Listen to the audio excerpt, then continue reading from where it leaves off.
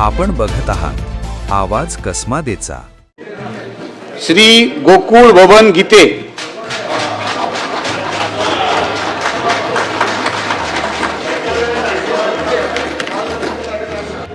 मी गोकुळ सुनीता बबन गीते विधान परिषदेचा सदस्य म्हणून निवडून आलो असल्याने ईश्वर साक्ष शपथ घेतो